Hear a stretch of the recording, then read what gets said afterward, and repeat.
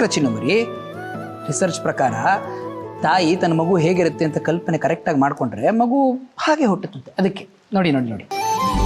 ಹಾಗಿದ್ರೆ ನಿಮ್ ಪ್ರಕಾರ ಇದೆಲ್ಲ ನಾನು ದಿನ ನೋಡ್ತಾ ಇದ್ರೆ ಇದೇ ತರ ಮಗು ಹುಟ್ಬಿಡುತ್ತಾ? ಇದು ಚಿನ್ನಮರಿ, ಈಗ ನಮ್ಮ ಆಲೋಚನೆಗಳು ನಮ್ಮ ಮನಸ್ಸಿನ ಮೇಲೆ ಪ್ರಭಾವ ಬೀರುತ್ತೋ ಇಲ್ವೋ ಹಾಗೆ ತಾಯಿ ಆಲೋಚನೆನೂ ಮಗುವಿನ ಮೇಲೆ ಪ್ರಭಾವ ಬೀರುತ್ತೆ. ಈಗ ಯಾವಾಗಲೂ ದೇವರ ಧ್ಯಾನದಲ್ಲಿದ್ದರೆ ಪ್ರಹ್ಲಾದನ ಥರ ಮಗು ಹುಟ್ಬೋದು. ಆಮೇಲೆ ಯಾವಾಗಲೂ ಕೋಪ ಮಾಡ್ಕೊಂಡಿದ್ರೆ ಪರಶುರಾಮನ ಥರ ಮಗ ಹುಟ್ಬಿಡ್ಬೋದು. ನಗ್ನಗ್ತಾ ಇದ್ರೆ ಬೆಣ್ಣೆ ಕೃಷ್ಣನ ಥರ ಮಗು ಹುಟ್ಬೋದು. ಯಾವಾಗಲೂ ಭಯದಲ್ಲಿದ್ರೆ ನನ್ನ ಥರ ಮಗು ಹುಟ್ಬೋದು. ಅದೇ ಮತ್ತೆ ಏನ್ರಿ ನೀವೇನಾದ್ರೆಲ್ಲ ಭಯ ಪಡ್ತೀರಾ? ಸುಮ್ಮನೆ ಏನೇನೋ ಹೇಳ್ಬೇಡಿ. ಚಿನ್ನಮರಿ, ನೀವು ನನ್ನ ಜೊತೆಗಿದ್ರೆ ನನಗೆ ಯಾವ ಭಯನೂ ಇಲ್ಲ. ಇಡೀ ಜಗತ್ತನ್ನೇ ಎದುರು ಹಾಕೋ ತಿನ್ಬೇಕಾದ್ರೆ. ಆದ್ರೆ ಒಂದು ಕ್ಷಣ ನೀವಿಲ್ಲ ಅಂತಂದ್ರೆ ಅಂತೂ ಏನೇನೋ ಮಾತಾಡೋದು ಕಲ್ತು ಬಿಟ್ಟಿದ್ದೀರಾ. ಅದ್ ಸರಿ, ಇವಾಗ ಇದನ್ನೆಲ್ಲ ಎಲ್ಲಿಡ್ತೀರಾ ಅದನ್ನ ಹೇಳಿ. ಎಲ್ಲಿ ಇಡೋದಾ? ಇದನ್ನೆಲ್ಲ ನಮ್ಮ ಬೆಡ್ರೂಮ್ನಲ್ಲಿ, ನಮ್ಮ ಹಾಲ್ನಲ್ಲಿ, ನಮ್ಮ ಕಿಚನ್ನಲ್ಲಿ ಎಲ್ಲ ಕಡೆ ಹಾಕ್ಬಿಡ್ತೀನಿ. ನೀವು ಎಲ್ಲೆಲ್ಲಿ ನೋಡಿದ್ರು ಬರೀ ಈ ಮುದ್ದು ಮಕ್ಕಳ ಫೋಟೋನೇ ಕಾಣ್ತಿರ್ಬೇಕು.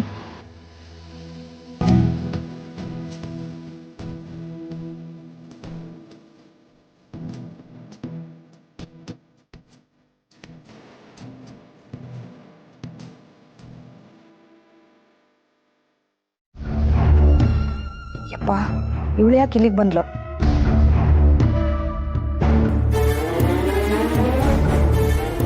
ಏನು ನಮ್ಮನೆವರೆಗೂ ಬಂದ್ಬಿಟ್ಟಿದ್ದೀರಾ? ಖುಷಿ ನೋಡ್ಕೊಂಡು ಹೋಗೋಣ ಅಂತ ಬಂದ್ವಿ. ಬರೀ ನೋಡ್ಕೊಂಡು ಹೋಗ್ಬಿಡ್ತೀರಾ? ರೀ,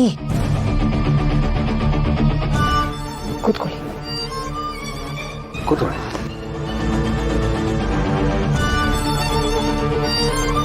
ಖುಷಿ ಪುಟ್ಟ, ಇಲ್ಲಿ ನೋಡು, ನಿಂಗೋಸ್ಕರ ನಾನು ಚಾಕ್ಲೇಟ್ ತಂದಿದ್ದೀನಿ, ತಗೋ.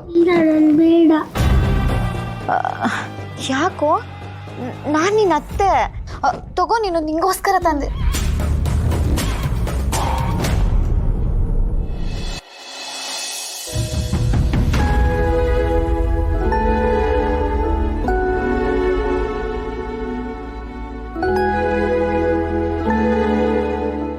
ಚಿನ್ನಮರಿ, ನೀವ್ ಯಾಕೆ ಬರಕ್ ಹೋದ್ರಿ? ನಾನೇ ತರ್ತಿದ್ನಲ್ಲ. ನನಗ್ ಸುಮ್ಮನೆ ಕೂತು ಕೂತು ಬೋರ್ ಆಗ್ತಿದೆ, ಅದಕ್ಕೆ ಬಂದೆ.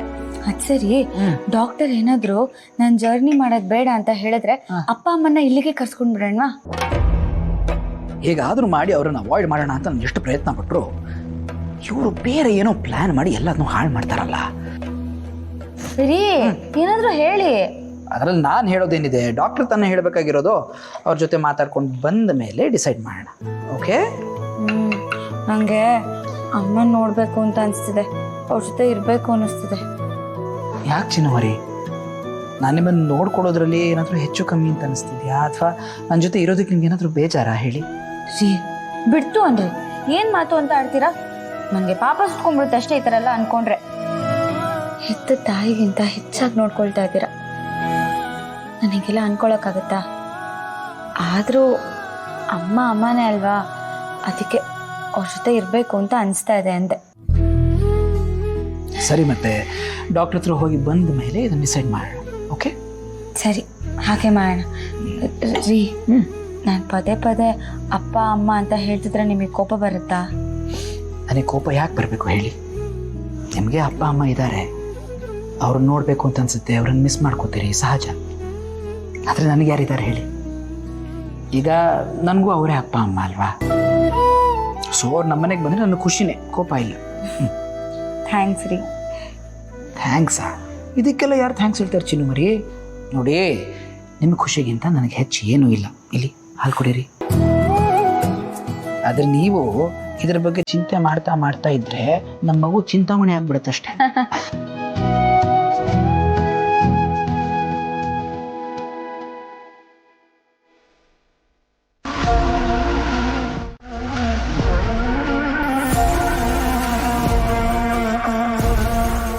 ಲಕ್ಷ್ಮಿ ಅವರು ಮನೇಲಿಲ್ವಾ? ಕಾಣಿಸ್ತಾನೆ ಇಲ್ಲ. ಇಲ್ಲ, ಅವ್ರು ಆಚೆ ಹೋಗಿದ್ದಾರೆ. ಎಷ್ಟೊತ್ತಾಗ್ಬೋದು ಬರೋದಕ್ಕೆ? ಗೊತ್ತಿಲ್ಲ. ಏನು ವಿಷಯ? ಏನಾದರೂ ಇದ್ರೆ ನಂತರನೇ ಹೇಳಿ. ಬೇಡ, ಅವ್ರು ದೊಡ್ಡವರಲ್ವಾ, ಅವರೇ ಬರಲಿ. ಅವ್ರ ಹತ್ರನೇ ಹೇಳ್ತೀವಿ.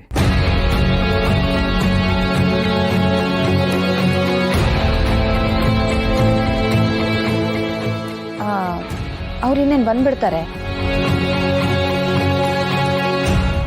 ಖುಷಿಗೆ ಸ್ಕೂಲ್ ಬಸ್ ಬರೋ ಹೊತ್ತಾಯ್ತು. ನಾನು ಹೋಗಿ ಅವಳನ್ನ ಬಸ್ ಹತ್ತಿಸ್ಬಿಟ್ಟು ಬರ್ತೀನಿ. ಬಾ ಪುಟ್ಟ, ನಿಂಗೆ ಲೇಟ್ ಆಯ್ತು. ಒಂದು ನಿಮಿಷ. ಖುಷಿ ಇವತ್ತು ಸ್ಕೂಲ್ಗೆ ಹೋಗೋದು ಬೇಡ. ಯಾಕೆ?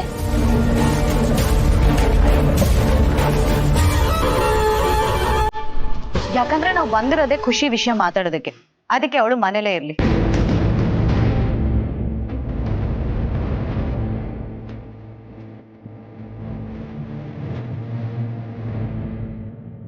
ನಾನು ಸ್ಕೂಲ್ಗೆ ಹೋಗ್ತೀನಿ.